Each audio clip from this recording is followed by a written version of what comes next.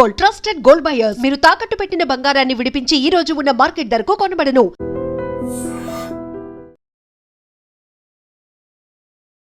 నమస్తే, welcome to I dream talking point with కవిత.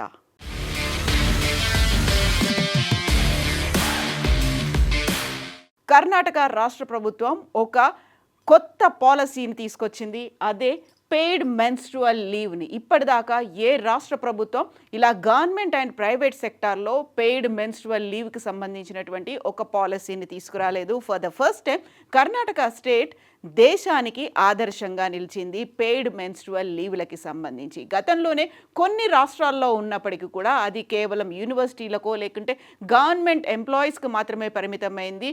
అయితే for the first time Karnataka మాత్రం తీసుకురావడంతో విభిన్నమైనటువంటి ఒక మిశ్రమమైనటువంటి రెస్పాన్స్ అయితే కనిపిస్తోంది. అందులోనూ ప్రధానంగా డిఫరెంట్ సెక్టార్స్ నుంచి వస్తుంది. ఒకరోజు లీవ్ని ఎవ్రీ మంత్ ఇవ్వడంతో పాటుగా 12 లీవ్స్ ఉంటాయి. అవన్నీ కూడా పెయిడ్ లీవ్స్. పెట్టుకుంటే ఎవ్రీ మంత్ పీరియడ్ స్టార్ట్ అయినటువంటి ఫస్ట్ డే మెన్స్ట్రువల్ లీవ్ కింద పెట్టుకోవచ్చు, లేకపోతే 12 లీవ్స్ని ఒకేసారి పెట్టుకోవచ్చు అనేటువంటి వెసులుబాటును కూడా కర్ణాటక రాష్ట్ర ప్రభుత్వం కల్పించింది. ఇందులో ప్రధానంగా వస్తున్నటువంటి మిశ్రమమైనటువంటి రెస్పాన్స్ల గురించి కనుక చూసినట్టయితే అక్కడ ఇప్పటికీ కూడా స్టిగ్మా అనేది ఉంది, ఒక వివక్ష అనేది కనిపిస్తుంది. వర్క్ ఎన్విరాన్మెంట్కి సంబంధించి చూస్తే ఇప్పటికే మహిళలు అంటే చిన్న చూపు ఉన్నప్పుడు వాళ్ళు మెన్స్ట్రువల్ మాకు పీరియడ్ స్టార్ట్ అవుతోంది లేకుంటే ఈరోజు పీరియడ్ స్టార్ట్ అయింది అంటూ లీవ్ తీసుకోవడం వల్ల వాళ్ళకి వర్క్ ఫోర్స్ దెబ్బతింటుంది. ఎందుకంటే గార్మెంట్ ఇండస్ట్రీకి సంబంధించి చూస్తే కర్ణాటకలో 90% మహిళలే వర్క్ చేస్తున్నారు. అందులో ఇప్పుడు గార్మెంట్ ఇండస్ట్రీ అనేది ఎంఎస్ఎంఈ కింద వస్తుంది. మిగతా గవర్నమెంట్ కావచ్చు, ప్రైవేట్ సెక్టార్ కావచ్చు, కార్పొరేట్ సెక్టార్లో లేనంతగా మహిళలు ఎంఎస్ఎంఈలో కష్టపడాల్సి ఉంటుంది. సడన్గా లీవ్ తీసుకోవడం వల్ల వాళ్ళకు ఉన్నటువంటి ప్లానింగ్ కావచ్చు లేకుంటే ప్రొడక్షన్ మీద ఎఫెక్ట్ పడుతుంది అనే వాదంతో పాటుగా చాలామందికి ఇది మిస్యూజ్ చేస్తారేమో అనేటువంటి అభిప్రాయాన్ని కూడా వ్యక్తం చేస్తున్నారు. అందరికీ ఒకే రకమైనటువంటి పీరియడ్ పేర్ అనేది ఉండదు, అక్కడ క్రాంప్స్ అనేవి ఉండవు, కాబట్టి దాన్ని మిస్యూజ్ చేసుకుంటారు. ఒకవేళ కొంతమంది తీసుకోవాలి అనుకున్నప్పటికీ ఫస్ట్ డే కాకుండా సెకండ్ డే కూడా వాళ్ళకి పెయిన్స్ అనేవి ఉంటాయి. కాబట్టి what about second day or third day, fifth day వరకు ఉండేటువంటి దానికి సంబంధించి తీసుకుంటే ఒకే మంది తీసుకోవాల్సి ఉంటుంది. ఆ తర్వాత దాన్ని కంటిన్యూ చేయడానికి లేదు, ఎందుకంటే ఎవ్రీ ఇయర్ ఉన్నవి 12 లీవ్స్ మాత్రమే అనేది. బట్ ఈ పెయిడ్ మెన్స్ట్రువల్ లీవ్కి సంబంధించి ఒక రకంగా చెప్పాలంటే పెద్ద ఉద్యమమే జరుగుతూ వచ్చింది. ఇక్కడ ఉన్నటువంటి ఇండస్ట్రీలో అది కన్ఫర్మ్డ్గా ఉన్నటువంటి ఎక్కడ ఆర్గనైజ్డ్ సెక్టార్ అయితే ఉందో దానికి సంబంధించి ఓకే, బట్ అన్ఆర్గనైజ్డ్ సెక్టార్లో ఉన్నటువంటి ఉమెన్ వర్కర్కి సంబంధించి వాళ్ళకి ఇప్పటికీ ఏ రక్షణ అనేది లేకుండా పోయింది. అట్ ద సేమ్ టైం వాళ్ళకి ఏ హక్కులు కూడా కల్పించినప్పుడు పెయిడ్ మెన్స్ట్రువల్ లీవ్ అనేది వాళ్ళకి ఎలా వర్తిస్తుంది అనే దాంతో పాటుగా ఇప్పుడు బీహార్కి సంబంధించి చూస్తే అది 92 నుంచి అమల్లో ఉన్నప్పటికీ కేవలం గవర్నమెంట్ ఎంప్లాయీస్కి మాత్రమే ఇస్తుంది. కేరళ ఐటీఐ అంటే యూనివర్సిటీలో వర్క్ చేస్తున్నటువంటి వాళ్ళకి మాత్రమే, స్టూడెంట్స్కి అనేది ఇస్తోంది.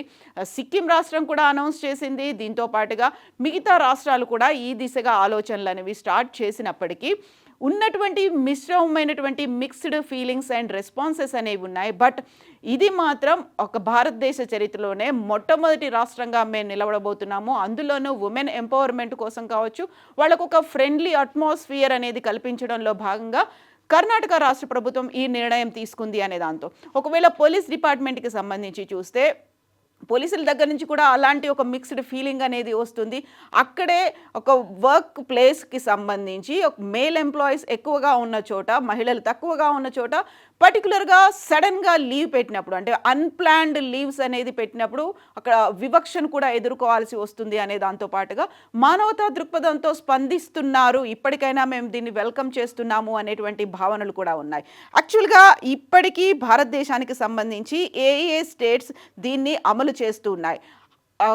కంప్లీట్గా కాకపోయినప్పటికీ, ఫుల్ ఫ్లెడ్జ్డ్గా కాకపోయినప్పటికీ సగం వరకైనా యాక్సెప్ట్ చేస్తుంది. Either it may be private employees, private ఆర్గనైజేషన్లో కొన్ని మాత్రం ఆర్గనైజ్ చేస్తూ వస్తున్నాయి. అంటే ఇప్పటిదాకా పెయిడ్ లీవ్స్ని ఇస్తున్నటువంటి ప్రైవేట్ ఆర్గనైజేషన్స్ అనేవి జొమాటో ఉంది, స్విగ్గీ ఉంది, L&T లార్సన్ అండ్ టూబ్రో ఉంది, బైజూస్ ఉంది, గోజూప్ అనేది కూడా ఉంది.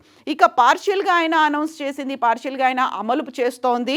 బీహార్, ఒడిషా, కేరళ అండ్ సిక్కిం రాష్ట్రాలు ఇప్పటికీ దీన్ని పార్షియల్గా అనౌన్స్ చేశాయి. వాటిని అమలు చేస్తూ వస్తున్నాయి. ఏళ్ల తరబడి అది అమలు అమలు అవుతూ వచ్చినప్పటికీ దుర్వినియోగం అవుతోంది అనేటువంటి వాదన కూడా ఎక్కువగానే వినిపిస్తోంది.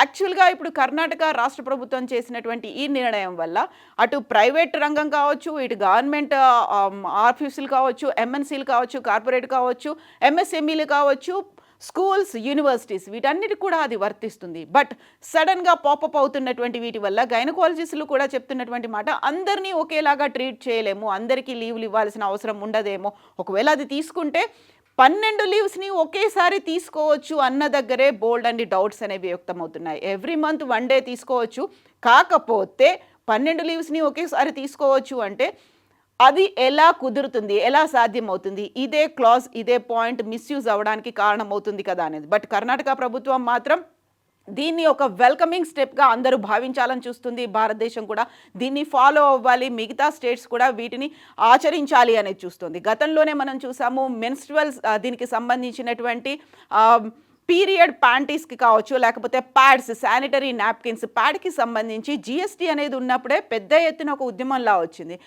ఎవ్రీ మంత్ అవసరం ఉన్నటువంటి ఒక అత్యవసరమైనటువంటి పరిస్థితులు, అది నీడ్, ఒక లగ్జరీ కాదు, దాని మీద కూడా జిఎస్టీ ఎందుకు వేశారని ఈ మధ్య సవరించినటువంటి జిఎస్టీలో భాగంగా దాన్ని తొలగించినప్పటికీ అప్పుడే దేశవ్యాప్తంగా పెద్ద ఎత్తున ఉద్యమం వచ్చింది. ఇప్పుడు పెయిడ్ మెన్స్ట్రువల్ లీవ్ని పెట్టాలి అనుకున్నప్పుడు వచ్చేటువంటి mixed responses and what about మన తెలుగు స్టేట్స్, తెలంగాణలోను లేకపోతే కేంద్రం దీన్ని అమలు పరచాల్సినటువంటి అవసరం ఉంటుందా, లేకపోతే వస్తున్నటువంటి మిక్స్డ్ ఫీలింగ్స్, ఇప్పుడున్నటువంటి మిక్స్డ్ రియాక్షన్స్ చూసిన తర్వాత మీరేమనుకుంటున్నారో కామెంట్స్ రూపంలో తెలియజేయండి. నిజంగా ప్రస్తుతం ఉన్నటువంటి సమాజం దేనికి ప్రయారిటీ ఇస్తుంది? ఆర్థిక సంబంధాల చుట్టూ మాత్రమే తిరుగుతుంది. మళ్ళీ ఎన్నికలంగానే చాలా విరక్తి కలుగుతాం. మంచి అనిపిస్తుంది కదా, లేడీస్ కూడా ఛాలెంజింగ్ జాబ్స్ చేసినప్పుడు చాలా బాగుంటది. ట్రాఫిక్ అసిస్టెంట్స్ గా నియమించిన ట్రాన్స్జెండర్స్ అందరితో సాల్యూట్ చేయించుకుంటున్నారు. ఫుడ్ డెలివరీ ఇవ్వటానికి వెళ్ళినటువంటి డెలివరీ బాయ్ అనిల్ పై కళ్ళ ముందు